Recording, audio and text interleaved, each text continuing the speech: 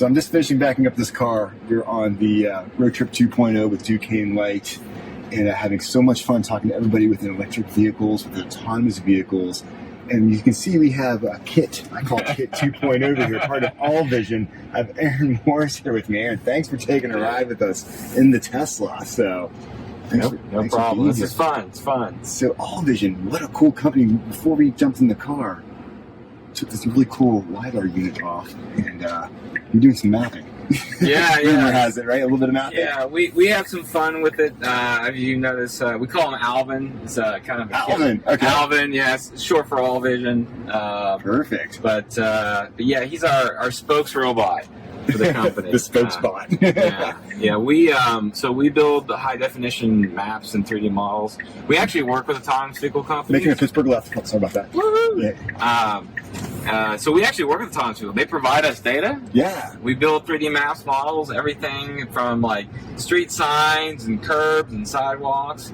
Like a lot of things out there, you just don't take for granted. Exactly. Somebody's got to maintain that stuff. It's got to be maintained. Yeah. And you're keeping track of it because as you're cruising down the road, you're capturing everything around you. That's right. Now we do it obviously with Alvin, but like the future is going to be sensored vehicles. Exactly. Sensored vehicles, whether autonomous or not autonomous, there's just going to be sensors out there mapping all the time. And wouldn't it be great if all that data had a place to add value to maintaining it for you and me, right? Exactly. Even from the non-vehicles. Even for the non-vehicles, because now you have this repository of everything, the infrastructure. That's right. So you can use that in a bunch of different ways. What gave you the idea to do this? Because I know you're no stranger to the LiDAR radio. Oh, I've been in it. I've been in it for a long time. You're like a pioneer in it, I think, as far as that goes, right? Yeah, I'll take that. I didn't say it, but I've been working with LiDAR since the early 2000s, before it was a thing. Yeah. Exactly. Very cool. The idea, I've been working with it for so long.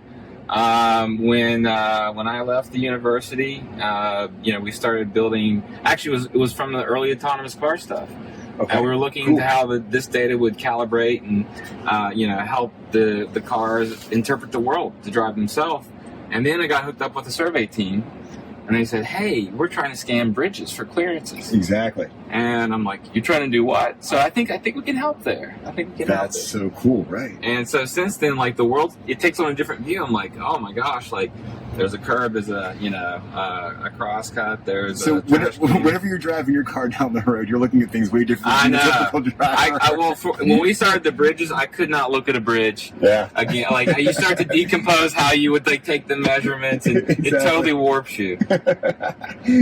Oh my goodness! So how long has AllVision been around for now? We've been about a year and a half. Year and a half. So you're just getting up off the ground. Just getting started. What's it been like getting it off the ground, and how are you making the progress that you're hoping you're going to be making? Like, how's it going? Sometimes you feel like you're leading the pack, and sometimes you feel like a mile behind. Oh, it's a roller coaster. I believe it. Startups are a roller coaster. I think we're doing well. There's just the problem isn't necessarily the lack of opportunities. It's actually the opposite. There's too much. I was going to say there's way too much. It's like you're drinking out of like a giant fire hose, right? One day somebody approaches you talking about like flooding in Pittsburgh streets and understanding like curb height's important. Right. And the next day it's about utility poles and wires. Next day it's about vegetation management, and next time it's about parking. Like everybody's coming to you. I'm feeling overwhelmed right now. I know, right? So how do you pick these things? They all sound so good. So that's to anything that is our struggle these days is with all of this need for information across so many opportunities. Like which one do you pick first? Exactly. So what have you picked first? Well, we've you follow where like the near-term opportunity is. We've been doing a lot of parking. Okay. Interestingly enough, it's one of these things that we don't pay attention to. Yeah, but the curb space is super valuable. Heck yeah. And like there's all of these companies, like it's where you park, it's where you drop off, ride share, it's where couriers drop off food or pick up food. Absolutely. It's where companies like place bikes and other things that are rented on. Like it's now this battleground for who gets to control the curb. And they don't have a lot of maps. They don't have a lot of like cities, and they don't know where all the actual curb space is. They don't know where it's all at. And there's all these rules like we're coming up on a fire hydrant. Like you obviously can't park there. There's no parking sign. So you got to be like there's 50 feet or however far it is before you can actually start using that curb. Exactly.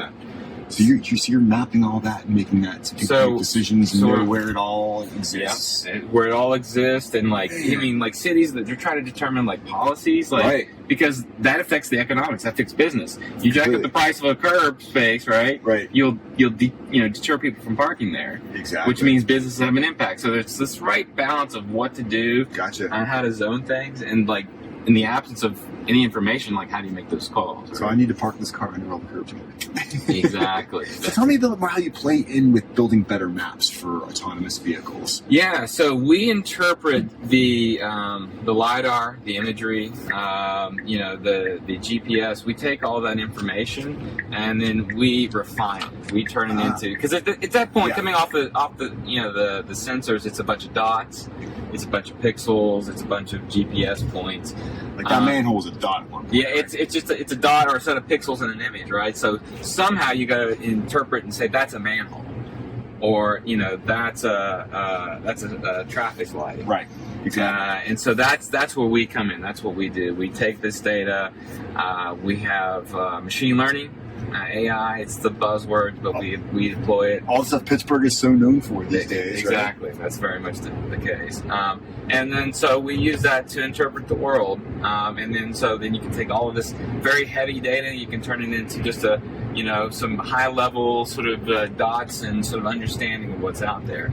You provide them the map, and then people consume the map. Exactly. Wow. And now I'm assuming as infrastructure changes, as curbs change, as potholes change, as manholes change, as it's always being updated to a certain point. And that is the beauty of what we do.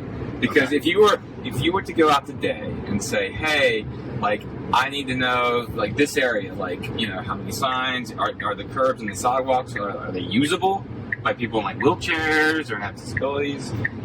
You have to send a team of people out with a clipboard or an iPhone to take pictures. That takes a lot of time. Right. It's very expensive, and that prohibits things being updated. Exactly. Right. Oh, that's interesting. Now that you can get more of that. You're right. Like so, our again coming back to the car. We've got this. We've been working with manufacturers in the area. Plop a sensor on top of the vehicle and go. That sensor is pretty incredible. It is pretty incredible. And it holds on with magnets. That's what I was most impressed. You turn these little things and that thing is stuck down. Yeah. So the beauty of it is we can use it for a repurposed 87 Firebird.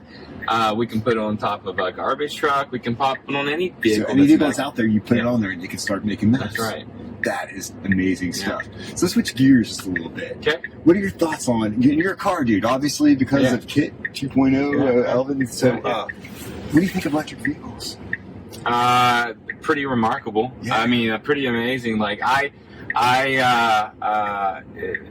guess I'm amazed by the fact that we live in a world where you can fully electric vehicles. Like, 'cause there's so much. It's not just the vehicle, it's up to the infrastructure, like where to charge it and how far you can go, like limitations. We've overcame a lot of those limitations, and now we're in a place that these electrical vehicles are a thing. Yeah. And they're super quiet. I still can't get over that's the part silence. It's getting used to. Yeah. As a car guy, you love that engine sound. So I don't know if maybe they should put an artificial engine sound. Like you can disable if you don't. I was thinking the same thing because it's like I feel like I need some clue that it's running. That when I hit the throttle, in this car, when you hit the throttle, it goes. Oh yeah, man. I mean, this thing's got torque galore. Oh yeah, and which makes it a ton of fun to drive. And I kept thinking it's going to feel more like I'm driving like an appliance, and it's not like a toaster. Like a toaster, And it handles much better than a toaster. Oh yeah. And actually, as a car guy, it handles really well, especially for being a big, heavy car. Oh yeah. It's fun. It's fun. I would actually like to drive the Model 3 because it's a little smaller. I like small cars. Yeah. But this thing's been a lot of fun. So it's opened my eyes as to what's going on. You know what? Again, I haven't. I've yet to really partake in driving a lot of fully electric cars, but everybody I talk to has the same reaction. Yeah, I'm calling it a game changer in this. Yeah. Everybody is. I mean, I'll still always have a spot in my heart for a naturally aspirated flat 6 from my friends at Porsche and Zuffenhausen. But at the end of the day, it's just like this is the way the future is going to be rolling. Oh, yeah. I mean, we know this is where it's going to be. And so obviously that creates opportunity for companies like yours. Yeah. People forget that it's a whole ecosystem that makes this work. And you're playing a really important part in that ecosystem. That's right. That's right. fun. Yeah, Fun. Super cool. So what's next for AllVision? How do you, obviously you see opportunities keep popping up.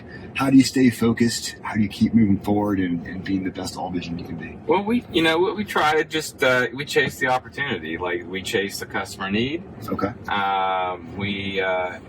Again, our grand vision, particularly around, dense urban city centers, is to have a system that basically keeps us up to date. Right. Whether we work with groups, the freshest maps all the time. freshest maps all the time. You go to Google and you go to Street View, or you go to one of these other, and you look at their maps and like they haven't been updated like in a couple of years. Exactly.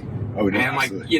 the pace of change, particularly here in Pittsburgh. Right. Like there's so much change. The whole neighborhoods are changing in 6 months. Exactly. So what you captured in a few months ago is very different to what it is now.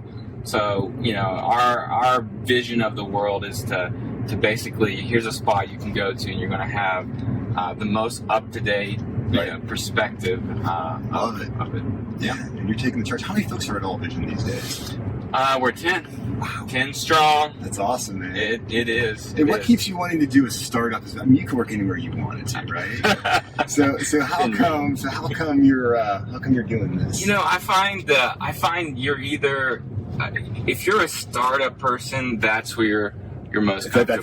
That's where your heart goes. Yeah, that's where you. Doing that? And if you're not, you're not. You know? Exactly, right? Like, there's really no middle ground there. I get a kick out of the uncertainty. I get a kick out of trying to do something that hasn't been done before. That's why I'm glad you're here. You're doing what you're doing, because that would not be me. I like the certainty of my paycheck. It's simple as that, man. I'm glad you're not fazed by that, so you can help develop leading edge technologies and stuff, man. So cool. So glad you got to hang out with us during this test drive. Fun. I'm making another Pittsburgh left here possibly, and we'll be back to your HQ over here in East Liberty, man. I can't say thanks enough for being part of this. This is great. Cool, man.